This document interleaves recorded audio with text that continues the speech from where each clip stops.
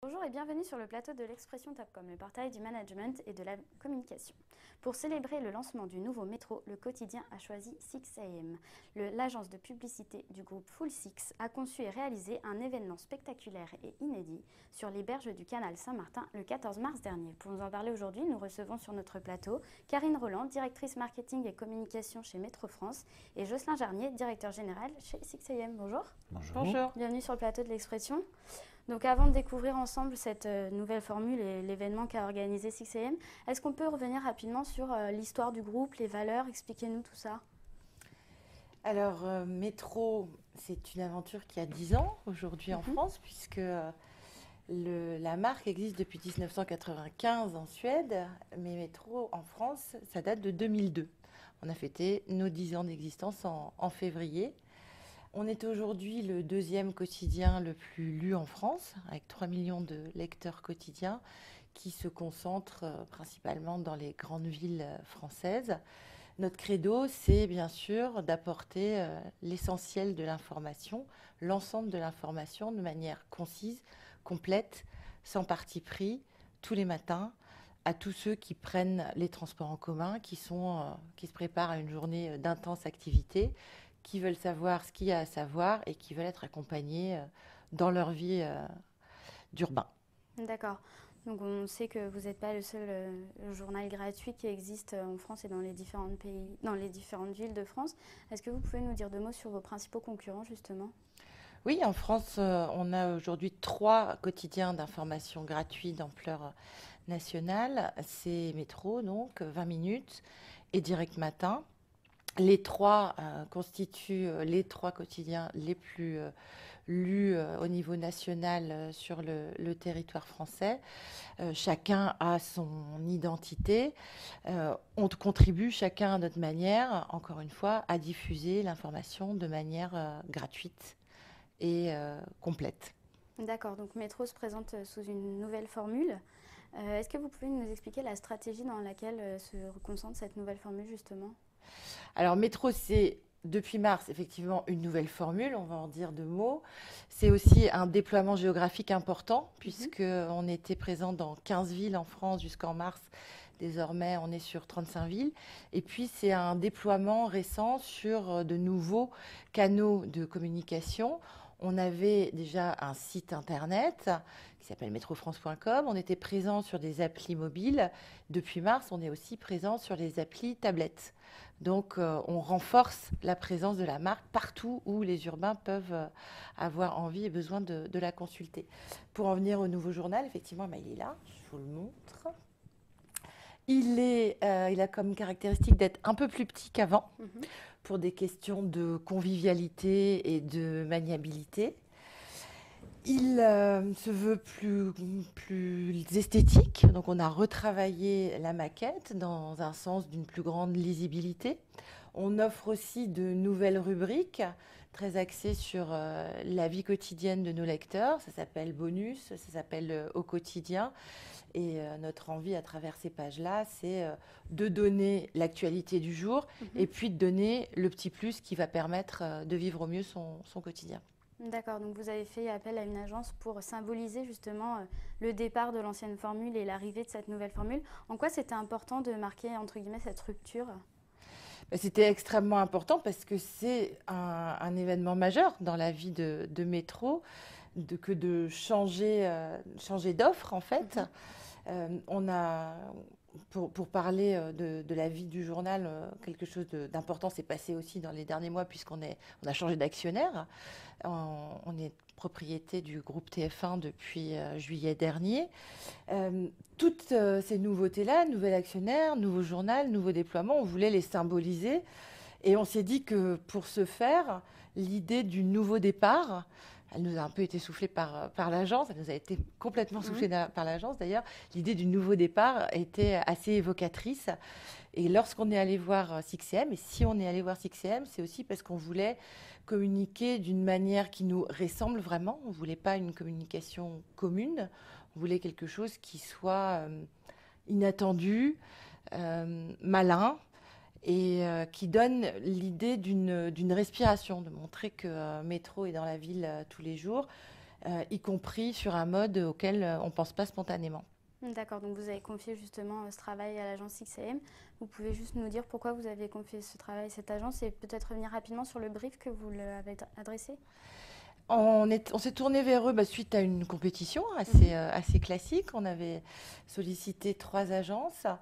On s'est tourné vers eux parce qu'on avait vu ce qu'ils avaient fait auparavant et parce que le champ de leurs compétences nous paraissait convenir exactement à ce qu'on voulait. Le brief qu'on leur a donné, c'est celui de bye bye l'ancien métro, il faut saluer comme il se doit l'arrivée du nouveau et faisons-le d'une manière qui nous ressemble, c'est-à-dire d'une manière inédite, comme je disais tout à l'heure, mais qui ne soit pas prétentieuse, qui signifie qu'on est un partenaire pour les urbains, qu'on n'est pas là pour asséner un message, pour apporter quoi que ce soit d'autoritaire, mais qu'au contraire, on est au quotidien dans leur vie, on est là tout le temps, et comment on peut symboliser ça, quoi. D'accord. Donc vous, justement, au sein de l'agence, comment vous avez accueilli et abordé ce nouveau brief? D'abord avec beaucoup de plaisir, parce que c'était, comme l'a souligné Karine, une compétition qu'on a remportée, donc c'est toujours agréable. Et puis surtout parce qu'on avait l'impression, en allant voir Métro, qu'on tenait une bonne campagne. Donc le premier point qu'on a abordé d'abord, c'était de se dire, la volonté de Métro, c'était, comme le soulignait Karine, de rentrer aussi de plein pied sur des médias sur lesquels ils étaient un peu moins habitués à travailler, à savoir le web. En particulier, notamment sur les réseaux sociaux. Ça changeait pour nous des campagnes de factures plus classiques qu'on pouvait avoir, comme sur la Poste Mobile. On fait plutôt des campagnes télé, des campagnes print ou encore sur d'autres budgets. Et donc l'idée a été très très vite drivée par une chose aussi qui est émanée du brief et qui est dans la personnalité de Métro, c'est que Métro a cette particularité de changer un petit peu le quotidien des gens tous les matins et tous les jours. Et donc on s'est dit d'emblée, il faut vraiment qu'on soit dans le quotidien des gens, il faut qu'on soit dans cette capacité qu'a Métro, au-delà de l'information, d'arriver à les faire s'évader un peu, à les faire justement quitter un peu leur quotidien, un peu leur métro, qui est quand même, quoi qu'on en dise, même si la RATP a fait beaucoup de progrès de ce côté-là, pas toujours très très gai. Et donc pour le coup, on s'est dit, c'est là la personnalité de Métro et c'est ça sa vraie fonction dans la vie des gens. Donc très très vite, on est allé sur des choses où on s'est dit il faut qu'on soit dans le quotidien des gens, dans la réalité, dans leur ville, en l'occurrence. Alors, on n'a pas pu tourner dans toutes les villes, mais au moins dans une. Et pour essayer de montrer comment la nouvelle formule va aussi contribuer un peu mieux encore à jouer ce rôle de changer le quotidien des gens. D'accord, donc justement, vous avez mis comme idée auprès de Métro de proposer un nouveau départ pour Métro à travers un événement important. Est-ce que vous pouvez justement nous expliquer quel était cet événement et nous le décrire? En fait, c'était cette source d'inspiration dont je parlais, c'est de se dire, d'abord le parti pris, c'était de se dire, plutôt que de célébrer comme c'est plus classique la nouvelle formule pure et dure en racontant tout ce qu'il y a dedans, je pense que la force aussi de Métro, c'est de savoir faire confiance à sa formule, de savoir qu'en étant distribué tous les matins, les gens allaient réaliser et voir un peu la différence qu'il y allait y avoir. On a décidé de se dire et de jouer sur le lien affectif que les gens peuvent avoir avec leur quotidien en disant déjà le premier parti pris c'est plutôt de souhaiter au revoir à l'ancienne formule à laquelle on est attaché et tout ça pour mieux encore accueillir la nouvelle qui a plein d'atouts. Donc ça c'était un des premiers partis pris. Et la deuxième après c'était cette créativité là, c'était de se dire le journal est un support en tout cas d'imaginaire et donc de se dire avec un journal, surtout à partir du moment où on ne va plus l'utiliser, on pourra en faire par exemple des pliages papier et par exemple un bateau, et que ce serait quand même sympa de voir tous les anciens lecteurs dire au revoir à un bateau plié avec une une de métro qui s'en irait comme ça sur un fleuve ou sur un cours d'eau. Donc il a fallu trouver le cours d'eau, il a fallu trouver le bateau. Donc évidemment l'objectif c'était de se dire créons un événement dans le réel et puis avec ce film essayons de créer un maximum de buzz autour de ça en le mettant évidemment sur des plateformes vidéo, donc en l'occurrence Watt. Et donc c'est ce qu'on a fait. Donc on a créé j'espère, la plus grande une de journal au monde, puisqu'on a aussi déposé une candidature auprès du Guinness Book pour voir. Voilà. Donc on avait déposé sur le plus grand bateau. Alors malheureusement paraît-il qu'il y a un plus grand bateau qui existe, mais en tous les cas sur la une on est pas mal parti. Donc peut-être qu'on aura une bonne nouvelle dans peu de temps. Et puis derrière, de réaliser ce pliage et de le faire vraiment dans le quotidien des gens, donc un peu avec des images volées. Donc tout ça a été orchestré, hein, tout ça a été préparé. Le pliage a été minutieusement préparé. Le choix du papier aussi, parce qu'on a fait du papier flottant quand même, donc on n'a pas pris le papier original.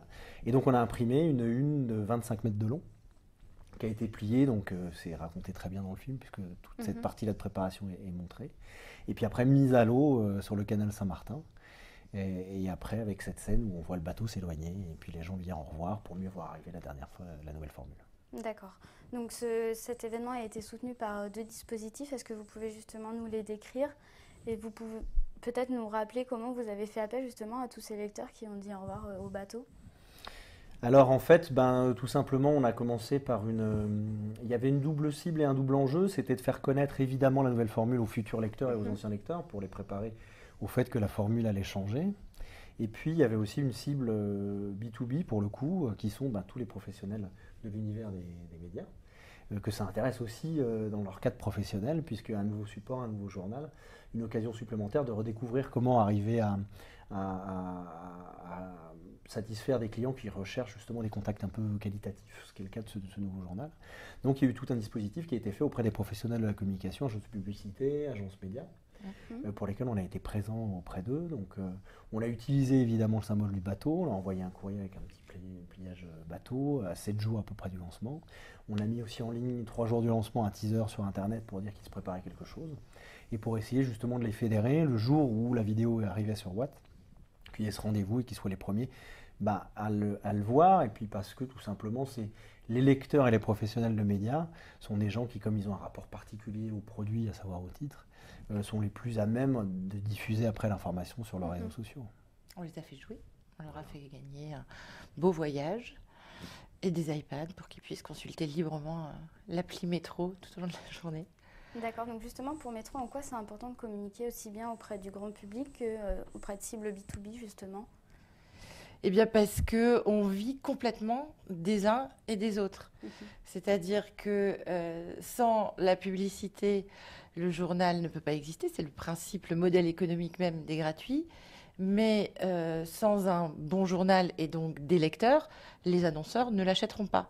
Donc dans notre modèle, vraiment l'équation de marcher sur ces 2 jambes s'exprime le plus parfaitement possible. On a besoin de s'adresser au quotidien avec la même exigence aux lecteurs, bien sûr, on est d'abord un journal, et au marché publicitaire. Donc c'était un des enjeux du brief qu'on a donné à CXCM, de réussir à parler à ces 2 publics. C'est très rare finalement dans une campagne de communication que de réussir à le faire. En général, on série davantage. Et là, très clairement, on leur a dit, voilà, effectivement, il faut faire savoir aux lecteurs que leur journal change. Et dans ce cadre-là, on a quand même une cible utile qui est très B2B. D'accord. Juste, est-ce que vous pouvez nous rappeler où était diffusé le film et il est diffusé à l'infini ou est-ce qu'il y aura un temps où le film partira peut-être Alors il va être diffusé à l'infini, non, mais enfin pendant pas mal de temps. Il est donc visible sur Watt, la plateforme de vidéo du groupe TF1. Et je voulais revenir juste sur un mot. C'est vrai que c'est assez atypique d'arriver à adresser des cibles vraiment, enfin pas d'arriver, mais en tous les cas d'adresser des cibles aussi différentes. Mais ça, je trouve que c'est assez intéressant pour le coup, et c'est vrai que Métro et Karine nous a suivis là-dessus. C'est qu'on voulait aussi se dire, la population, qu'elle soit B2B ou pas, à un moment donné, elle est aussi internaute, elle a envie aussi de s'enthousiasmer pour des sujets, pour des vidéos, elle le fait. Donc il n'y a pas de raison qu'à partir du moment où elle a passé la porte de son bureau, elle réagisse différemment. Et ça, je trouve que c'est une approche extrêmement moderne et mature de la communication B2B, auquel nous on est très très attachés chez CXCM, puisqu'on vient de créer un pôle corporel justement avec cette ambition-là, et de se dire arrêtons de parler aux gens comme si c'était 2 personnes différentes, c'est la même personne, et donc on a une capacité à attirer leur attention, même sur des sujets professionnels ou B2B, en faisant appel et en jouant sur des ressorts qui sont des ressorts de l'audience et du consommateur qui sont aussi quand ils sont partis du bureau. D'accord. Est-ce que justement vous avez eu des retombées autour de cette opération? Comment elle a été accueillie auprès des cibles visées? Alors oui, enfin, on a eu, je vais laisser Karine un peu en parler, mais on a fait près de 600 000 vues donc en 48 heures, donc déjà c'était un vrai succès d'audience. On a eu beaucoup de retombées dans la presse, une quarantaine à peu près déjà, enfin recensées d'après les derniers bilans qu'on a. Et puis beaucoup d'échos assez positifs, très positifs même de la profession, sur une, je pense en tous les cas, une opération qui changeait un peu, et donc qui a été remarquée. Oui, on a beaucoup entendu dire ah, le bateau. Donc c'était métro, ah, le bateau, effectivement. Donc on a des lecteurs qui sont venus, vous posiez la question tout à l'heure. On avait mis en place avec 6M une mécanique de compte à rebours. Donc on leur disait attention, il va se passer quelque chose autour de votre journal. Rendez-vous sur le canal Saint-Martin tel jour à telle heure. Et le jour J, effectivement, un certain nombre de lecteurs des lecteurs sont venus, en plus des passants qui ont assisté au spectacle par hasard. Et donc eux ont joué le jeu, effectivement. Et par ailleurs, donc, on fait connaître l'information, on relayait l'événement via les réseaux sociaux, via leurs propres outils. Rien de plus simple aujourd'hui quand on voit un bateau en papier passer sur le canal Saint-Martin que de le prendre en photo et de le diffuser auprès de ses propres amis. Donc ça, on sait que cette viralité-là a fonctionné, puisqu'on l'a vu via le fil Facebook et Twitter de Métro France. Et puis dans le milieu professionnel, oui, on a entendu parler avec toujours une connotation un peu souriante et poétique, et en tout cas inattendue. Donc de ce point de vue-là, l'opération était complètement réussie. D'accord. Donc justement, vous parliez de l'importance des lecteurs. Comment ces lecteurs ont accueilli cette nouvelle formule? Parce que finalement, c'est aussi pour ça qu'on est là aujourd'hui. Alors c'est une très bonne question. Il est juste un tout petit peu tôt pour avoir des résultats précis sur le sujet. On avait, au moment de ce qu'on appelle le numéro 0, des numéros test, on avait sollicité des lecteurs pour savoir ce qu'ils pensaient de la couverture, et on avait des taux d'agrément assez formidables qui dépassaient les 90%. Donc c'est assez rare d'avoir un tel enthousiasme. Là, ça c'était avant le lancement réel de la nouvelle formule. On est aujourd'hui à 1 mois et demi à peu près après le lancement de la nouvelle formule. On va les solliciter à nouveau pour savoir maintenant ce qu'ils en pensent, maintenant qu'ils ont commencé à vivre avec et à s'y habituer. On vous dira. Très bien, puis vous nous direz aussi si vous allez apparaître dans le Guinness des records. Ouais. Et ben, je vous remercie d'avoir répondu à mes questions et à bientôt. Merci à vous. Merci.